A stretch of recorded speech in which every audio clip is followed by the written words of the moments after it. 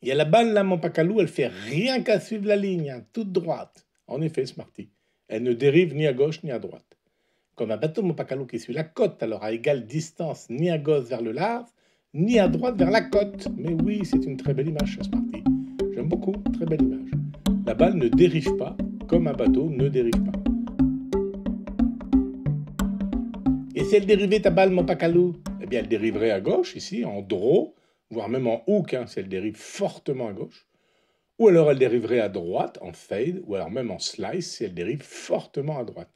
Oui, oui, mon pacalou, je vois très bien. Eh bien, c'est ça la définition parfaite d'une dérivée en maths, Smarty. C'est ça une dérivée en maths, mon pacalou? Mais oui, c'est exactement ça. La dérivée d'une fonction, ça permet de calculer le taux de variation de cette fonction au fur et à mesure que la courbe représentative de cette fonction avance. Une courbe quoi, mon pacalou? Une courbe représentative, Smarty. Alors regarde ma balle au début, là, qui longe le fairway, ou bien le bateau, hein. Si les deux continuent leur chemin, eh bien, ils vont tout droit. Et tu vois qu'il y a des petits points jaunes qui s'ajoutent là. C'est tous les points par où sont passés la balle et le bateau. Eh bien, ces points jaunes sont la courbe représentative de la balle et du bateau, au fur et à mesure où ça avance. Maintenant, imagine que la balle et le bateau dérivent à gauche.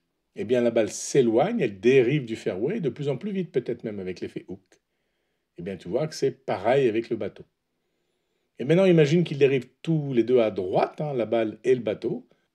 Eh bien, la balle, elle s'éloigne du fairway sur la droite de plus en plus vite avec l'effet slice. Et le bateau, il fait pareil et lui, il finit par s'échouer. Et bien voilà, la dérivée, encore une fois, c'est la vitesse à laquelle la balle, le bateau, hein, s'éloigne de la courbe initiale, là ici, la courbe toute droite. Et plus c'est courbé, alors plus la dérivée est grande dans mon pacalo. Mais oui, Smarty, ça c'est très bien vu. Comme la dérivée mesure le taux de variation de la distance par rapport à la droite, en pointillé ici, eh bien elle est d'autant plus grande que l'éloignement est plus rapide. Plus grande en positif si elle va à gauche, sur notre dessin ici, et plus grande en négatif, hein, donc elle grandit, elle diminue en fait, mais elle devient très très grande, si ne serait-ce qu'elle le signe moins, si elle va à droite, comme ici. Ben, c'est pas compliqué du tout, mon pacalou, en fait. On mesure juste le taux de variation, comme tu dis, et voilà. Et voilà, Smarty. Et je le répète, la dérivée calcule un taux de variation d'une quantité quelconque. Ben, ici, c'est la distance du bateau à la côte. En fonction d'une autre quantité, ben, ici, c'est la distance parcourue par le bateau. Idem avec la balle, hein. S'ils vont tout droit, cette variation, bah, ce taux de variation est nul parce que balle comme bateau ne s'éloigne ni à gauche ni à droite de la trajectoire toute droite.